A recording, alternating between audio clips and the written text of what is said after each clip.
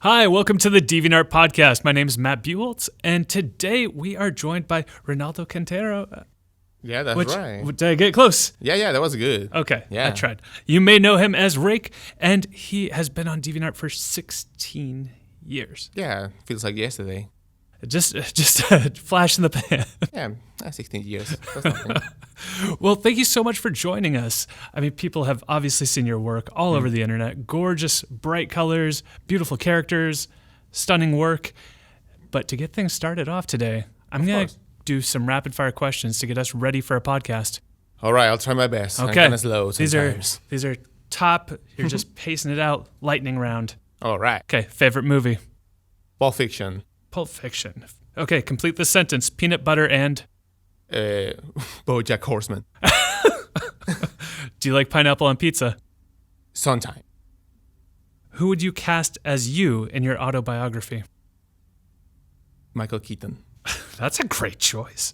If you could have one superpower, Read minds. what color is your toothbrush? Blue. Football or soccer? Soccer. Football. Yeah. Least favorite food? Shrimp. Now that we know a little bit about you, maybe everything from that. Yeah, that's I want to talk about your artistic journey it. Of course. from the very beginning to now. All right, well, that's going to be a long thing to tell We got about. a lot of time. Yeah, well, I'm from Venezuela. I was, an inspiring artist. I wouldn't say from very young, but I was into cartoon comics and all that, watching a lot of like TV shows. I wanted to be an illustrator or an artist when I found about comics, about the X-Men specifically in Venezuela. I found a comic book store, the only one. I think in the whole country there was like 2 comic book stores, and I had one really close to my house, and I found the X-Men, and I fell in love with it. I used to draw in the school. Was one of the things that made me survive.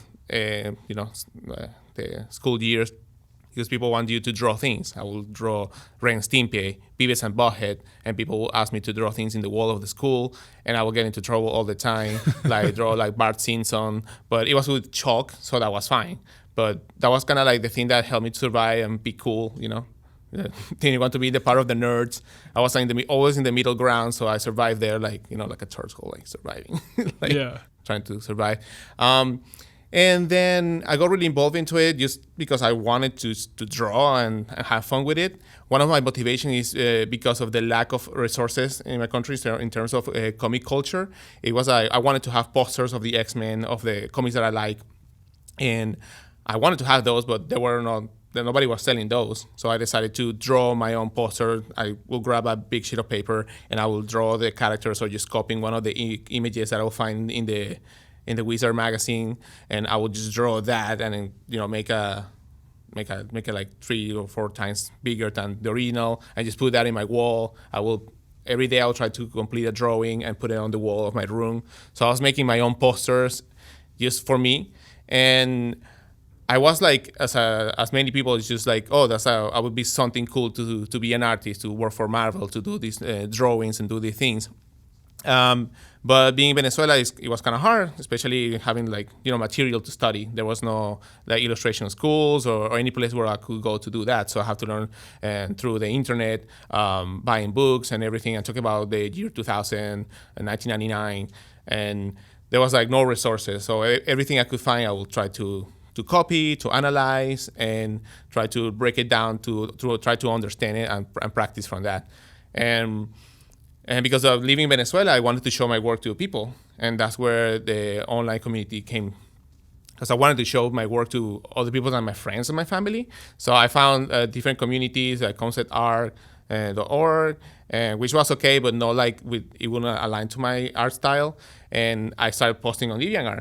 And that's how things start rolling, because I got people interested into my artwork. But at the same time, what I will do is to go to other people's artwork and comment and tell things and share. I will go to the forum. There was a art share post, and I will post every day, this is my work. And people will post their work, and I will go there to the pages and comment and give us feedback and make friends from that time. So that helped the whole thing to start rolling, because I just wanted people to see my work.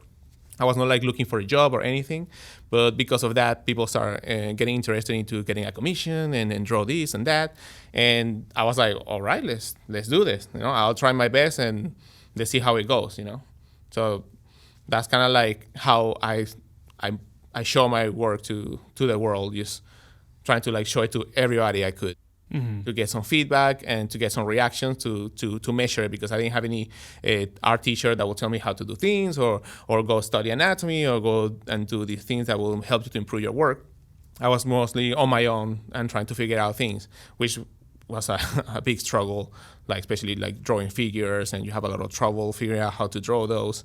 And because of that, that's one of the reasons I have a YouTube channel where I have tutorials and I teach people how to get over those struggles that I had.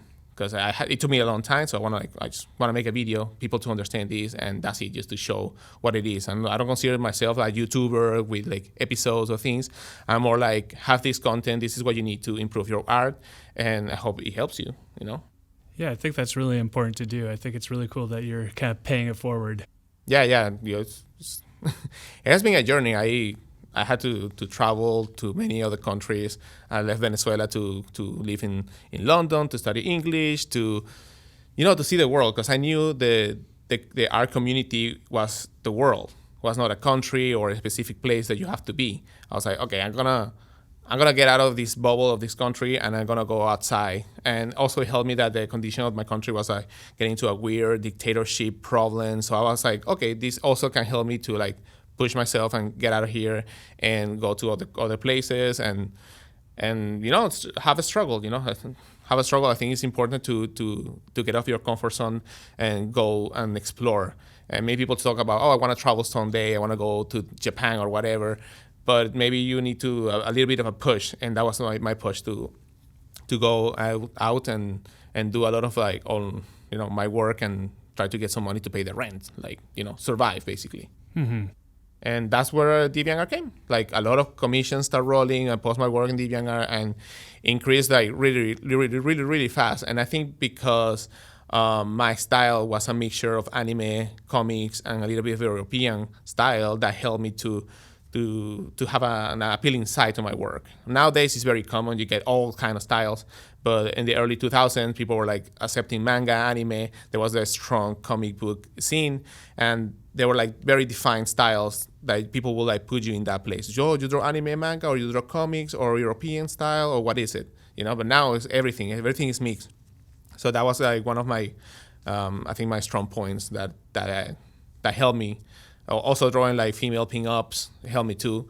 And I mean, when you get a job, you got to keep drawing. And fortunately enough, it has been evolving like pretty big. And people have been following my journey from DeviantArt and from all this time. Every time I go to conventions, they tell me, "Oh man, it's so awesome! Like I know about your work on DeviantArt, on YouTube, on everything many years ago." And I finally get to see people's faces, like, so you are that person who was commenting from 10 years. 10 years ago you were commenting on my pictures, and now you're here. And now I have that payoff. Like I'm here in the United States. I've been here for almost 6-7 years. And get to go to conventions, and I meet all the people who are there, and it's super cool because many artists work they work in the house, they work online only. You barely see their faces, you don't know who they are. So I was one of those because of all my traveling and living in different countries and all that. And so when going to conventions and meeting all these people, that's like, I guess, the most rewarding part of it, and also getting the support of people buying the things and liking what I do, and also people who have seen my YouTube videos, they are super happy because they're improving and they're like super helpful, and I help them when they come to my table. So it's like a very very giving thing that is pretty nice. Apart from like, I have done these things and working on this, I really like to be able to connect with people because, as I said before, I was on my own, just doing these things in my bed, my studio, in my bed. It's like in my bedroom, basically. So, yeah. Well, excellent. So one thing that I'd really like to talk to you about, because you've built such a successful brand and an identity as an artist, is how the different steps that you went through to do that. So kind of taking a look at each segment of time and how maybe the goals that you set for yourself about building your brand or building your business changed throughout each of those steps. Sure. I graduated as a graphic designer. back in 2003, and one of the projects was to create your website. And I already had a website like 2 years before that, because I knew it was really important to have your presence online, not only as a community, but have like a spot where people will go. And it was like my experiment: have your website and put your work so people can see it. And that was like the main point, to have a website ready for that time. And as I was going to all the communities and being really like involved with all the people, the artists, I started like tackling like going to the new services like YouTube. Back in 2008, I opened my account, maybe a little bit late, but it was just to have fun. But every time I could find like a platform, I will try to move to that one and try to spread there little by little. Sometimes I'm late to the game because I'm not like sure about it. Like, for example, Twitter took me like a while to get into it. I didn't know why I should be there. Sometimes you feel don't have something important to say because you're just drawing. But I think it's a process of adapting and reaching and keeping many things like running at the same time. Nowadays, it's a completely different game. There's so many people who are like amazing artists. They have a show, they have a podcast, they have clothing, like brands, they have many things. So now it's a mixture of like being a brand and also having your work and create that essence of that. It's not only the work, because there's so many cool artists, but also people want to know who is that person, and maybe if they're fun enough, they can relate more. And that's one of the reasons that I have my Twitch streams. Mm-hmm. And I need to stream more often. But when I do, I try to be as fun as possible, to engage with people and teach whatever I can, and make a lot of funny voices and accents and things, and talking Japanese, and connect with them, because people will feel that they see me drawing something, but they were like, I was there when you were painting these things. So I get that comment a lot. I was there when you did this, whatever. And I was like, oh yeah, thank you, man. Like, thank you for the advice. And sometimes you don't realize, but maybe a certain comment that you might say will resonate really strong into like the other people who are listening to you. So sometimes you have to be careful. But gladly, I've been like really kind. So it's cool. Like, I get people really like happy about whatever I say, which was for me was a silly thing. I was just like, oh yeah, just keep drawing this and that and do that. That's it. And they're like, oh man, I did that. It was amazing. Now I'm doing all this stuff. Like, cool. So keep going, Mm-hmm. So I think that you hit a really important part there of art being outside of the art now a little bit, where it is about the personalities. Mm-hmm. So as you've been able to do more cons recently, how has that kind of impacted your relationship with people? Yeah, it has been awesome. People like to collect the artwork. And you get to meet some personalities there. You get some really cool persons. You get some strange people. It's like a little, but it's good because you are kind of forced to be there and push yourself to be like more receptive and talk to people. How's your commission going? Do you like this? What do you think about this? And that's something that as an artist you don't get to do all the time. You're not talking all the time. You're just drawing and painting. So the conventions help me to do that. And yeah, especially meeting people. Like, I have a lot of conventions here in California, but I like to go to Chicago and also in New York. I have a lot of people in New York. So I like to balance those things and like to like cover certain areas so I can get the chance to meet them, and they get to see me and they collect whatever I have, and I get to see them again. And the cool thing about this actually is like I make friends that last for like many, many years, And the cool thing is that I've met people in the conventions. They're like, "Oh man, I like your work." It's like, dude, your work is 10,000 better than mine. You're kicking ass, but thank you. But let's talk. Let's be friends. And then you get that tool there that you can actually relay and make friends from that. So when I was traveling around Europe. One thing I will do was just to post on Facebook or whatever, just to write, I'm going to be in Rome this weekend. Like, if anybody wants to hang out. So some people will come, and I made friends in Florence and and a lot of cities in Spain. And so it was pretty cool to have that. So I have like a lot of people who have met friends in so many countries. And nowadays, more likely more in Japan than other places. But it's such a cool time that we live in. We talk about like both, being kind of in the internet in the early days, if you will, of like the early 2000s when it was first kind of finding those communities. And now it's everywhere you go as a community. Yeah. And it's so much more accessible to really have those relationships and that sort of community in a physical space because of the digital one. Yeah, no, it's really cool to have have that community that can support you, but also it could be hard.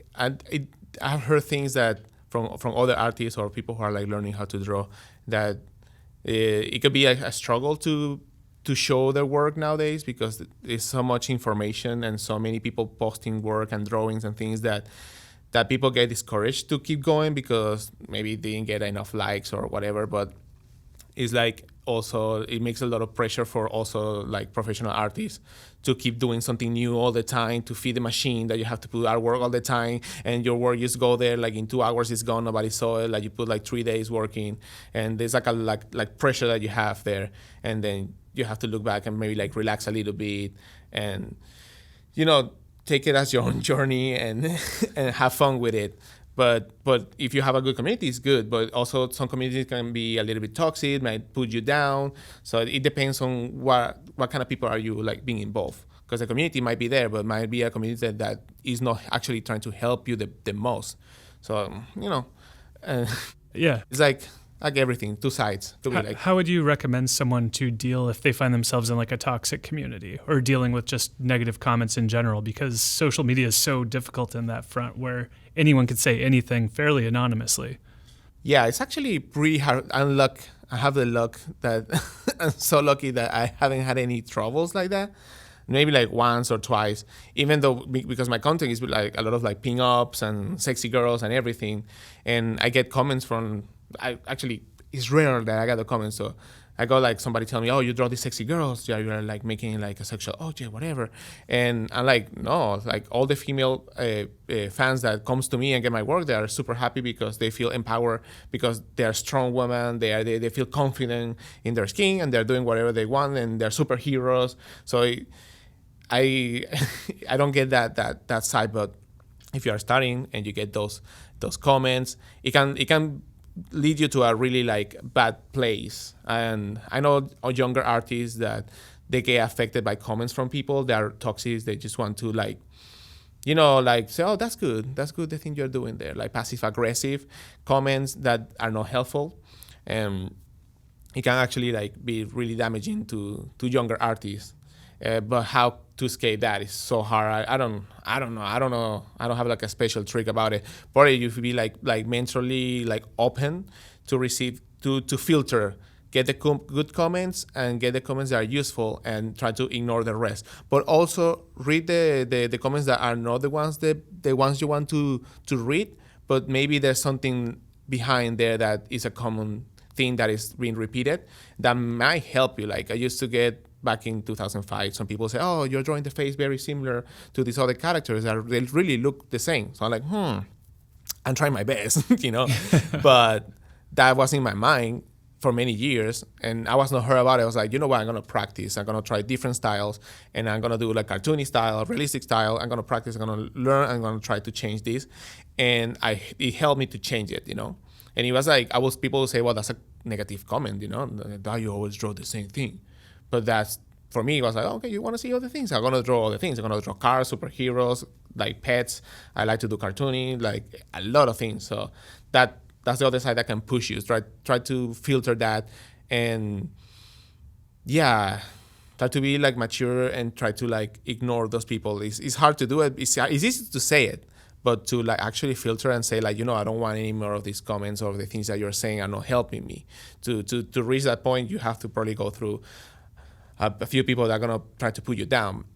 But the things that I said to people is like, as long as you're drawing, as you're taking that pencil and you're actually drawing something on paper, you're doing more than like so many people. Anybody can just type like, oh, I don't like your work, blah, blah, blah. Are you actually drawing something? Are you actually drawing? That's the best way to show me that you know the things, Like, it's hard. So, like, just by drawing that, just practicing like 5 minutes, 10 minutes, 2 hours, 5 hours, you're putting the time that somebody else is not doing it, and you are creating something that comes from you. It's from your hand, and you're like drawing, painting, and expressing yourself. And probably you want to like just have fun and don't worry too much about what other people might say or might think. Like a lot of people tell me about sketchbooks that I don't want to show you my sketchbook. It's like it has so many ugly things. Like yeah, like mine has like 10,000 ugly things that they are really bad.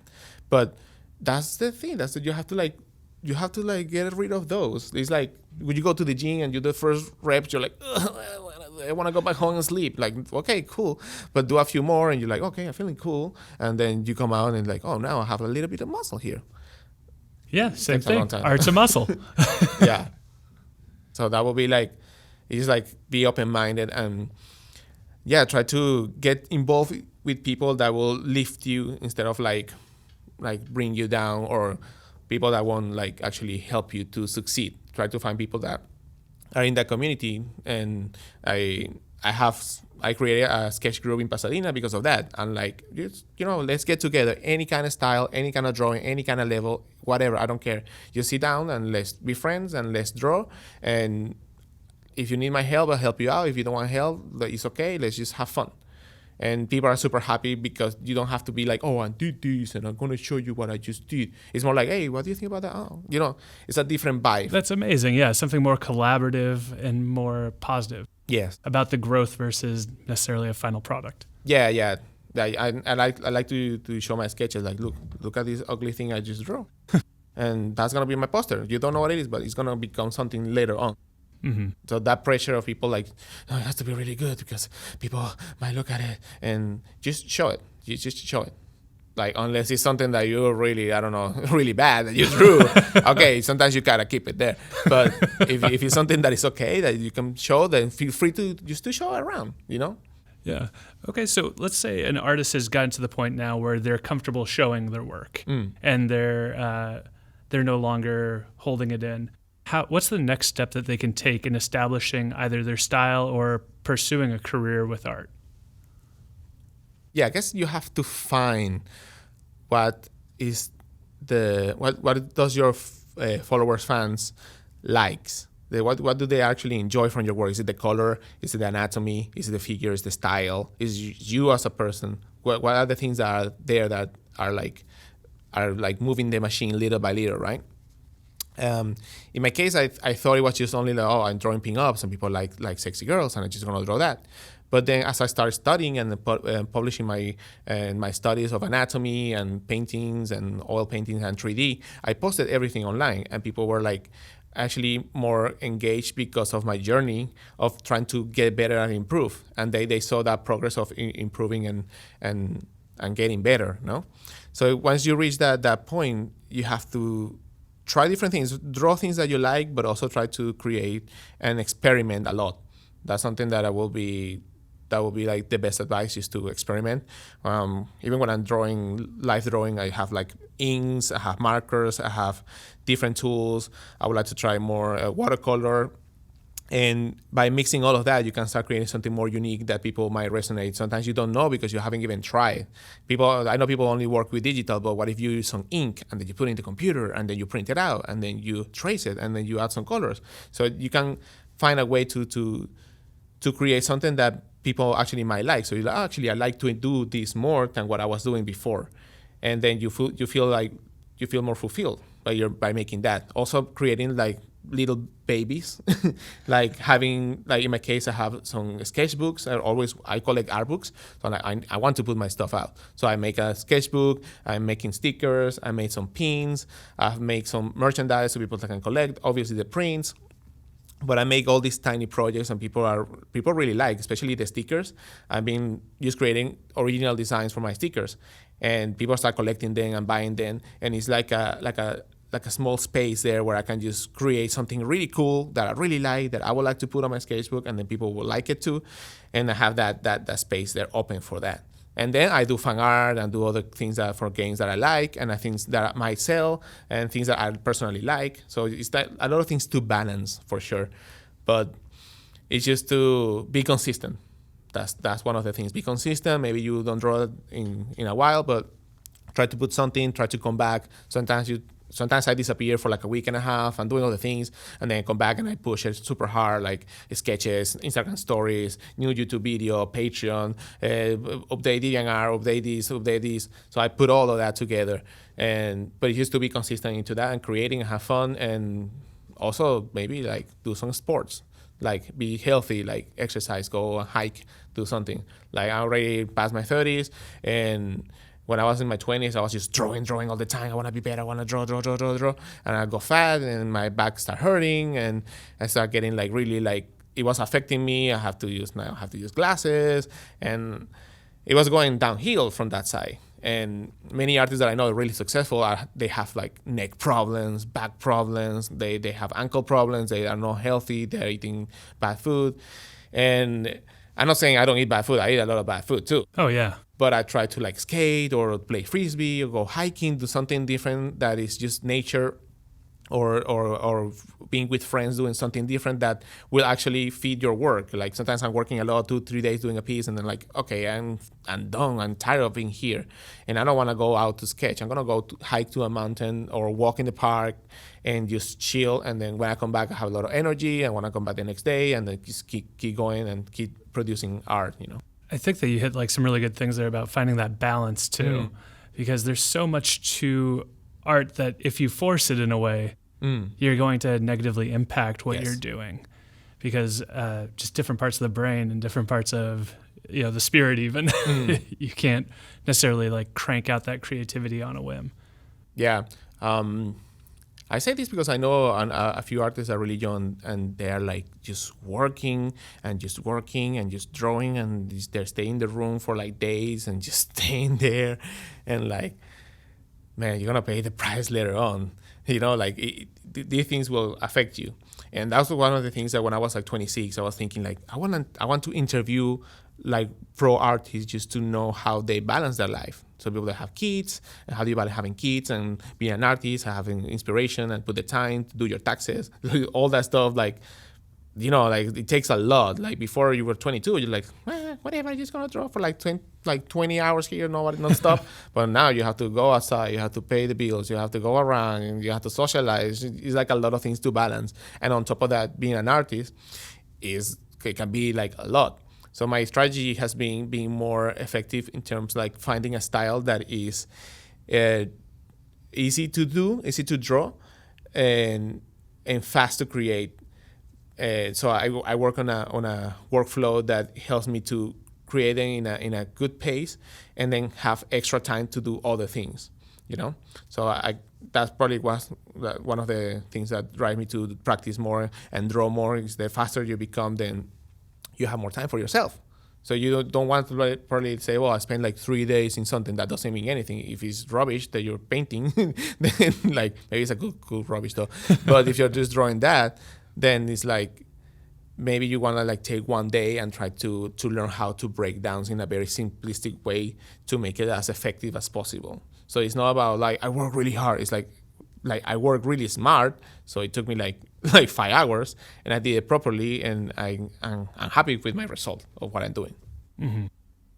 So as artists get to that point where they're making good art now, we talked about a little bit earlier about how much content exists out there. Yes. How would you recommend that people get their art seen, or get their art in front of the right eyes? If you are in the, well, this is the thing I talk about plenty. So I feel like there are two kind of artists. One that is their own brand, their own thing, their own entity. And there's the other artists that want to work in a company in a specific. They want to work in this place, in this company, because that's what they like, because they always wanted to work there, and they work there. But how can you like balance that? If you work in a company, the company just it's not working anymore. They just decided to change the project. You are out, and where are you gonna work? But if you have a platform where people following you, you are there. You have a support system. But at the same time, you want to be part of the other people that are doing all this cool stuff too. So how to do that? So if you want to work in a company and you want to make something towards that goal, just try to create a portfolio that is made for that company with that style, and try to find what is the next project that company is is going to be doing, which is going to be hard to find out. But if you have a way to get that information, we're going to start working with vampires. So you want to show a bunch of vampires in your portfolio with different styles, and how to organize your portfolio and show it, have an online presence and have materials there, maybe like an interview so people find who you are as well. And if you are going to be on your own, doing your own brand and do everything, try to do a lot of collaborations with people. I do collaborations with cosplayers that they want to have like their own brand. So I help them and they help me. So it's like a collaboration. Like maybe do it with other artists, or sometimes I bring Japanese artists to Anime Expo or the conventions, and I collaborate with them. So it is, it can be a handful, but also if you want to show your work, you can go to conventions, Artist Alley. You show your work. People might walk around, might like it. If you're already you're already doing your art and you're in a good position, what I like to do is not to stay there like, oh, my art is good, I'm doing fine, everything is cool. I actually like to walk around the Artist Alley and see what other artists are doing that are really young, how they're mixing things, and you will find amazing art, and you're like, wow, this is so cool, like amazing. And I try to like look at different styles and see what is kind of trending, what people like, because things are changing really, really fast all the time. So that's a good place for me, at least. I like to walk around and talk to people, you know. I don't even say, oh, REIQ, I'm doing this. And I'm just like, oh, man, you are awesome. I'll buy some stickers, I'll put some stuff. I help you out. I don't want to trade anything. It's like, here, have this. Or if they want something from me, okay, let's trade something. But then they get to know you, and you know, you show your work. And yeah, I think Artist Alley is a good place to start for people who are not able to go to conventions with. It was me like many years ago. I guess it's just show your work online as much as you can, but try to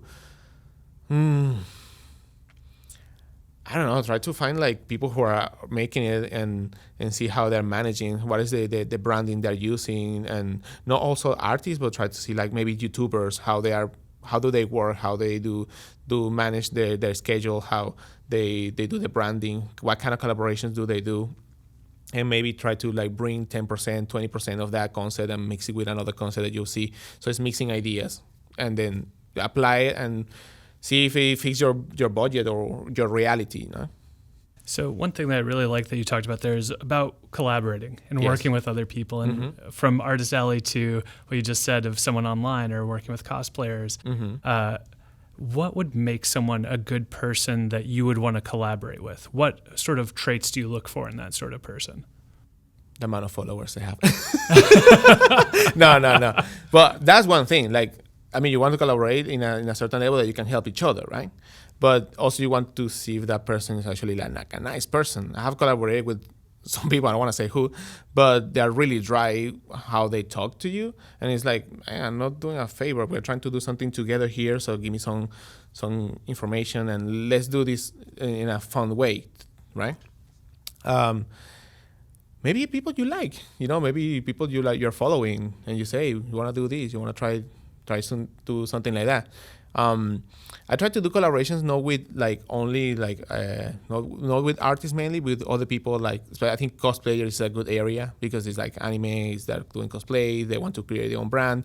Maybe you want to do that with music. I see artists like collaborating with artists making the albums, and they spread the image, their work to other kind of crowd. Because I feel like artists, if you cater to people who like art only, it's gonna be hard because they are following already somebody. But if you can get somebody who likes to collect shoes, and then you draw something for an album that has some cool shoes, and they like that as a snowball effect, you know. So those are the things that like I'm looking for if I'm gonna collaborate. Who's gonna be seeing this work? Does he help me to elevate mine, and I help them to elevate theirs? So it's like equal, basically. Yeah, finding that adjacent creative. That's really cool. So I'd like to ask you about, is there a piece of work that you've done or a project that you've worked on that was really impactful for you? Like whether one that like you're really proud of or something that really affected you personally? Always there are many. I think the one right now, the one I just finished, I just did a Kami from Street Fighter, and I'm trying to improve my colorings, my compositions, and all that. And I go through like a stage where I'm not happy with it, but when I finish, I'm like, okay, I did it. It's like seeing that printed is like something really rewarding. As for projects that have impacted me a lot, I went to a competition in Japan called Limits. And it's a digital art battle. I have to go there. I have to perform in front of a bunch of people. I have to compete against Japanese artists, Australian artists, American artists too. And it was just a battle where you have to draw in 20 minutes a picture based on 2 random words selected in the spot.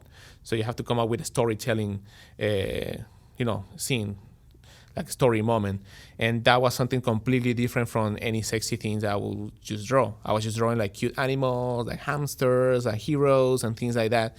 And that made me think about how can I bring something extra in my work, like more storytelling. Mm-hmm. That I feel like that will be more engaging. But also like being able to communicate, because I can speak Japanese, so I was able to communicate with all the Japanese artists and get to know how's their world, how's being an illustrator in Japan, how does it work for them? Is it good? Is it hard? What it is? And from that, make friends. I made a bunch of friends from that contest. I went this year and last year, and that will be like a project that really make me like go to like Japan and maybe go to this stage and perform and prepare myself. And it was really intense. So that will be really something that changed my life in the last 2 years. I always love when you get kind of those random prompts to get you started on something. Yeah. It's a completely different mindset than sitting down and kind of knowing what you're going to tackle. Yeah, especially what I'm going to draw. Like they just pick the words and like 3, 2, 1, go. And you're like, yeah. You have like this 20 minutes. Yeah, and then you have the lights and you have people talking like, oh, he's doing this, he's doing that, and people like cheering, and then you have like online votes and you can see how is the score against the other player. You can see it while you're drawing. Yeah, you see a line. No. It's like you have a red corner and a blue corner, and after the 10-minute mark, the bar start moving red or blue, and then if you see that, then that sounds terrifying. It's terrifying, and they're talking, and then there's like a bunch of smoke, and they ask you questions, and you're performing there, and you're trying to surprise them with something. It's not like, oh, this picture is cool. It's more like a picture that you have to evolve in 10 minutes, and in the last 2-3 minutes, you have to change and flip the narrative to bring like something like will like make people like say, what the hell was that? Like now I get the story. Yeah. So you have to think about that progress and timing those. Like it's actually like a strategy to do it. That's amazing. I feel like we need more pyrotechnics in the podcast. Yes, like some fire here. Yeah, I mean it's audio, so maybe oh my gosh, it's happening right now. It was planned. Oh my God. So much fire. That's incredible. I need to watch those now. Go back and check them out. So now we've reached the point of the podcast where I'd like to hear about some artists that you really enjoy or that inspire you. Okay. I have some classic artists that I like. Yeah, please. I like a lot this Marvel comic artist called Carlos Pacheco. He's from Spain. He was my biggest influence in the early 90s. I like Terada Katsuya. He's amazing. Got to meet him too.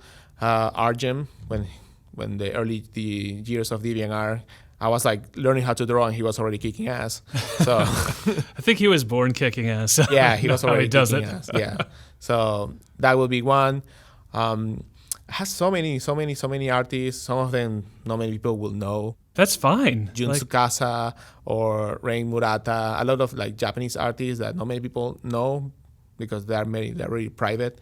And I like French artists that do like anime. I like so many people. It is hard, especially with social media. It's like a lot of people, but I can tell some friends of mine that are really cool. Cynics, he's a YouTuber. Also, Hamed Aldori is another YouTuber, amazing artist.